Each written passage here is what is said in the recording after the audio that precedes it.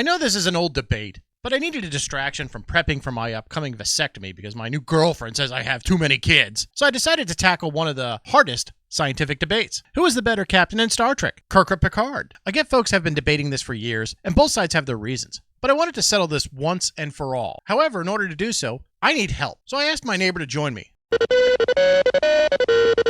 Oh, my neighbor's calling now. Let me introduce my neighbor. He's an artificial intelligence that can be a little obnoxious, but he's a good guy that goes by the name Ed. Hi, Ed. How's it going? Greetings. I am an Enforcement Droid Series 209, also known as not Ed 209. Yeah, we know this, Ed. It's already been explained. But what I did want to talk to you about today was a serious question. Ed, don't you want to know the serious question? No. Well, that's not being very nice, Ed. We talked about this, remember? When it comes to friends... Once you go black... Ed, no, Ed, that's not what we discussed. Why are you going there? You know what? I'm just going to ask the question. Okay, who was the better captain in Star Trek? Picard or Kirk? Kirk. Okay, well, what's your reasoning behind that choice? Kirk smashes bitches. What? That's your reason for choosing Kirk? Ed, I was looking for a healthy debate here, and you threw out some f***ing jack response? Come on, man. How the f*** are we going to have a podcast if you're just dropping 3-word responses? Am I wrong? Well, I mean, I guess not, but quit it with those f***ing 3-word responses, okay? Fine. All right, I'll start. I'm picking Picard. Why? Give me a minute to explain. God, you're obnoxious sometimes. So let me start with Kirk. When Kirk was captain of the Enterprise, the Federation was always a half step away from war with the Klingons. And it makes sense to have a captain that's brash and impulsive. That leadership style is more likely to save your ass should the shit go down. However, by the time that Picard takes over as captain of the Enterprise, roughly 100 years have passed. The Federation has matured along with its surrounding neighbors. Now is the time for diplomacy and restraint, and I think Picard plays that role extremely well. Picard acts like a true officer and not a soldier. Bullshit. What? How's my explanation bullshit? You haven't said anything to bolster your case. Kirk smashes bitches. Oh, f*** you, Ed. That cannot be your only reason for your decision. You didn't just smash b****s all over the galaxy and that was the show. If I were arguing for Kirk, I'd talk about his abilities as a skilled tactician. The man defeated the superhuman Khan, and he was able to figure out a way to sniff out and destroy the enemy that had the perfect weapon in Star Trek VI.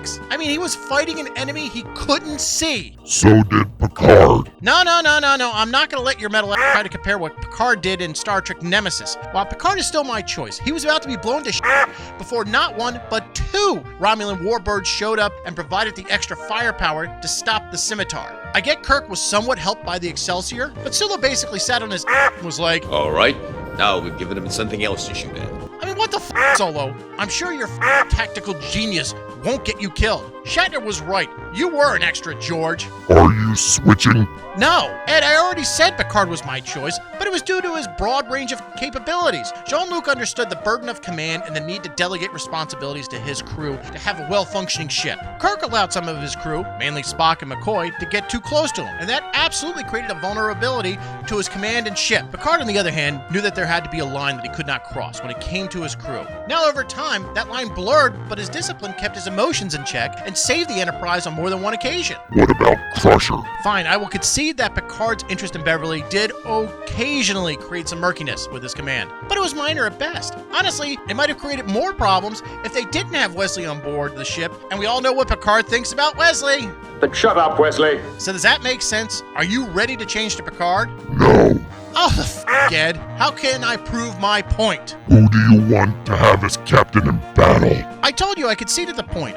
Kirk is the better tactician. He's able to quickly think on his feet and has always been the guy to gamble everything on a Hail Mary, and he's quick to recover from any setback. Who would you want to cover your back? Actually, that is an interesting question, Ed. Picard deeply cared about his crew despite not showing it a lot. He would move mountains to save his people, but also would acknowledge the safety of his ship and the need to balance the two. Whereas Kirk would be like, F it, everything else be He's the guy that throws caution to the wind and goes balls deep into any situation where his friends or crew were in jeopardy. So I will admit it, Ed, that I think I would prefer someone like Kirk if I needed someone to cover my back.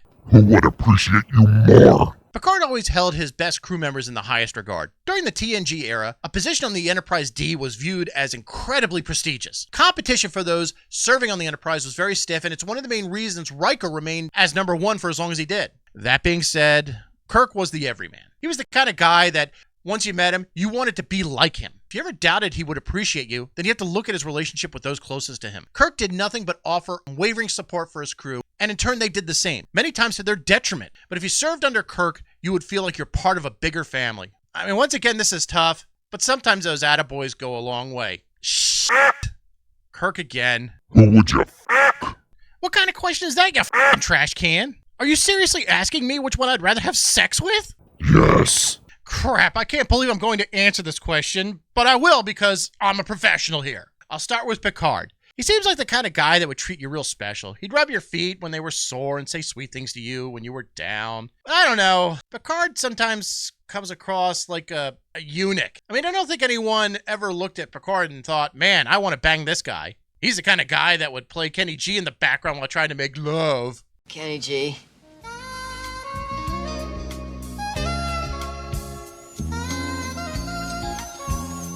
Now, Kirk is a man that knows how to fuck. He bangs bitches.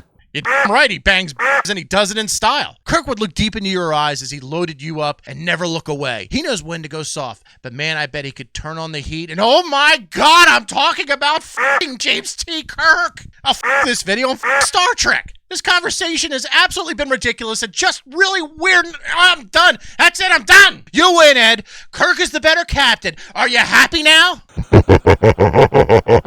Oh, f*** off. Hey, thank you for watching. We hope you understand this is just satire, and we have a good time doing it. If what you saw here made you happy, please hit the like and subscribe button.